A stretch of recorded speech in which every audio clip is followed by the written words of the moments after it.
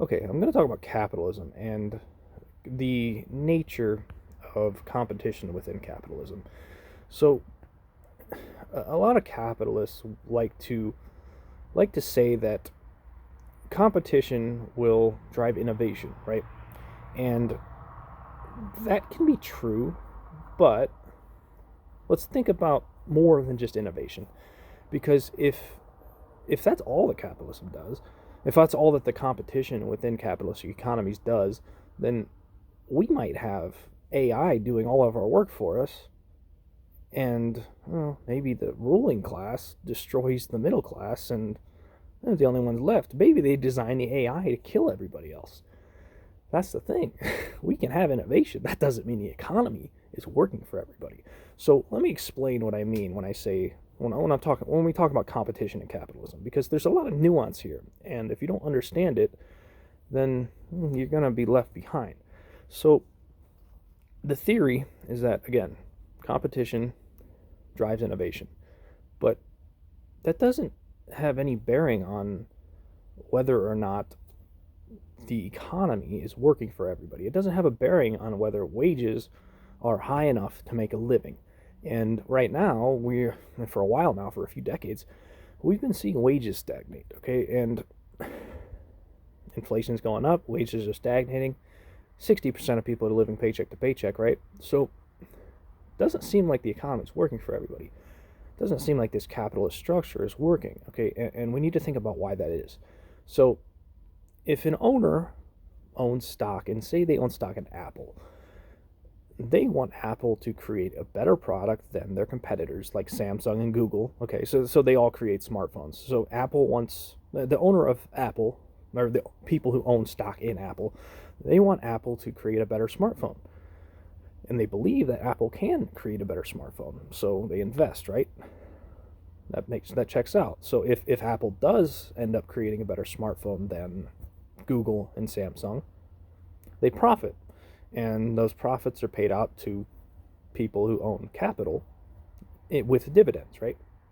So that all checks out. That seems like it's working, right? But what happens when you allow an owner of Apple, or worse yet, someone on the board of directors of Apple, to own stock in both Apple and Samsung and Google? What happens when you allow people to own stock in all of the companies? Well, what's going to happen is it's going to tamp down that competition. Instead of competing with each other, these companies are going to start competing to maximize profits. Okay, and what that means is that instead of it being company versus company, it's going to become owner versus employee.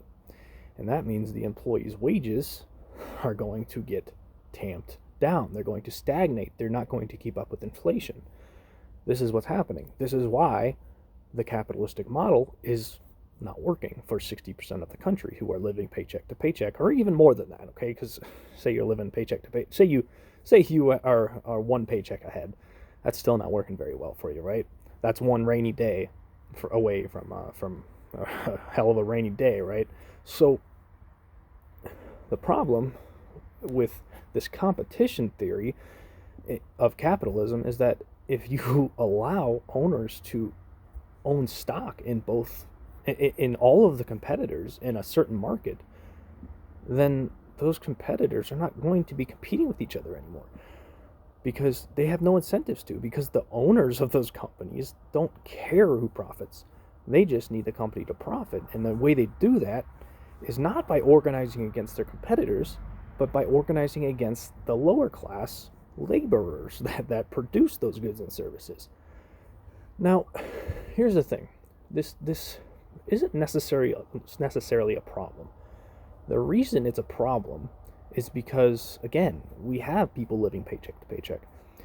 If everyone could afford to invest in all of these, if everyone could afford to invest in the S&P 500, then it would be okay.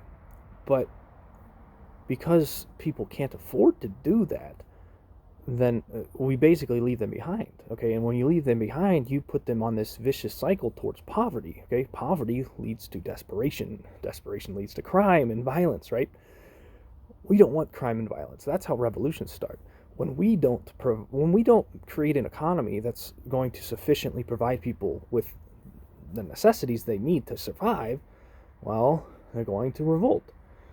And if we continuously try to manipulate the public in such a way that they are not allowed to organize these labor movements, labor unions, labor strikes, then the end result is violent revolution. Okay, as JFK said, those who make peaceful revolution impossible make violent revolution inevitable. So what we need to do is there's a couple solutions. The first solution is the government solution. It's the top-down solution. It basically entails that we create economic policy that directly or indirectly redistributes wealth, existing wealth. Okay, emphasis on existing. We cannot print more money to redistribute wealth. That doesn't work. That just drives the prices up, and before long, the owners are just going to raise the prices, and the wages are going to stagnate more. That hurts the middle and lower class, actually. So you have to redistribute existing wealth. Again, indirectly or directly with economic policy. And there's a number of ways you can do that. One is with tax policy, right? Raise the taxes on the rich people, give it to the poor people, close the loopholes, whatnot. Welfare programs, we could say. Another way is to separate the profit motives of the corporations from the profit motives of the politicians who make the economic policy. And that means you can't allow politicians to invest, because if they know what legislation's coming up, if they're the ones writing the economic bills, then they can invest in a company and write an economic bill that's going to benefit that company, and before long, you have basically a corrupt system, right? And that's where we're at now.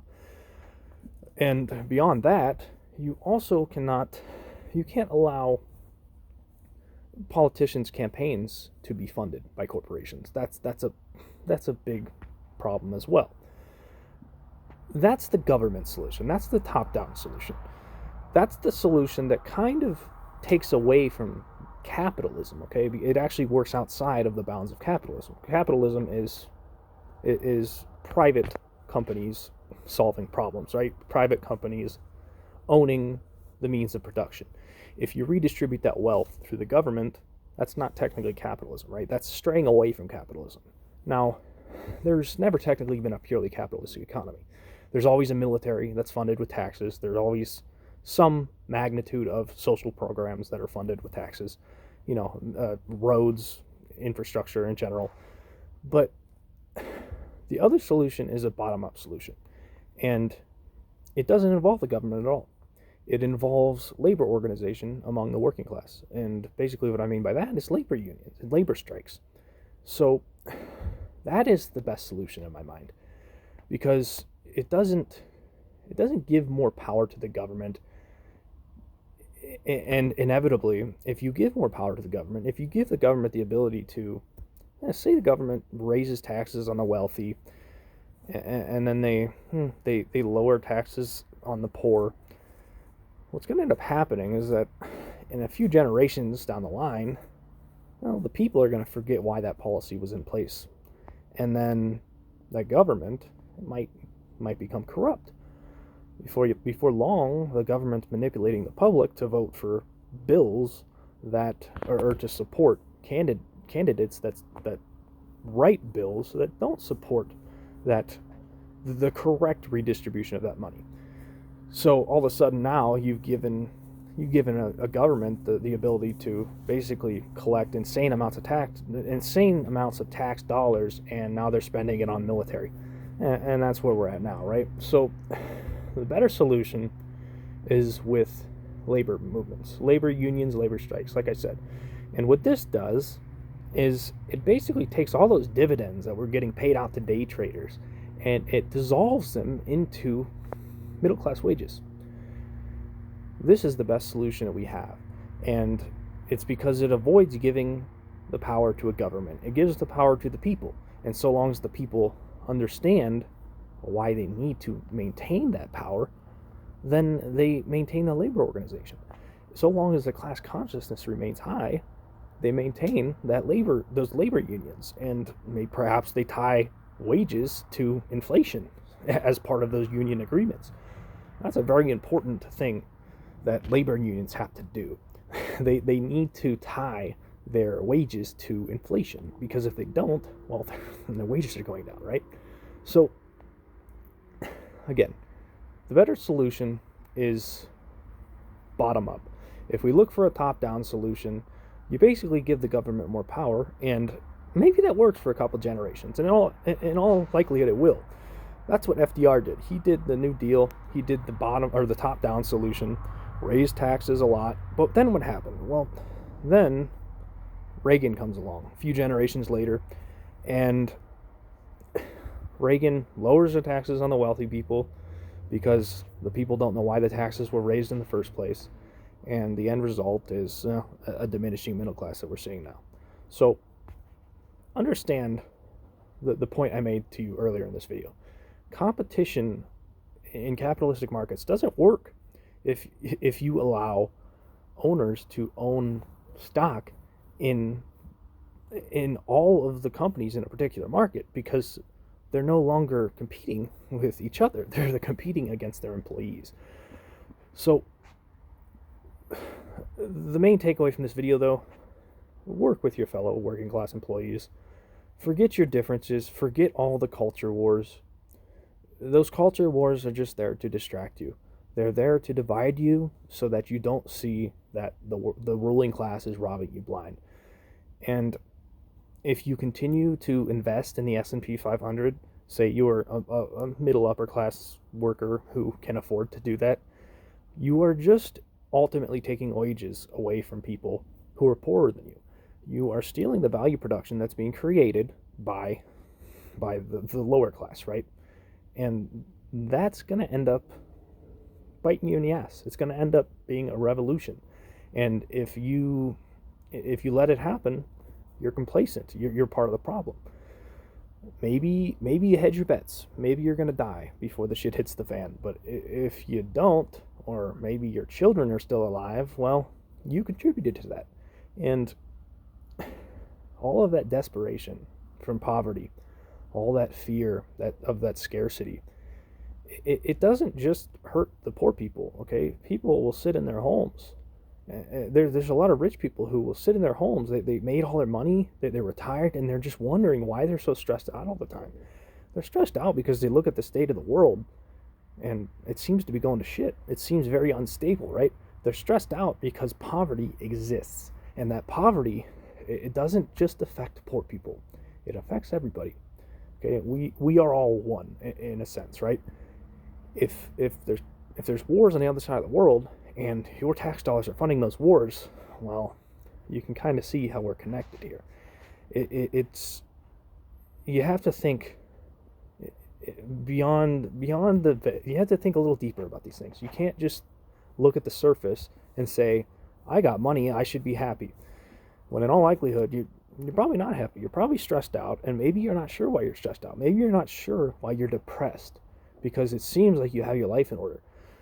Your life's not in order until everyone's life's in order. That's the truth of it. And the reason is because, again, that desperation, that poverty, it makes you worry, okay? And if you're worrying, then your life's not in order. So, thanks for watching.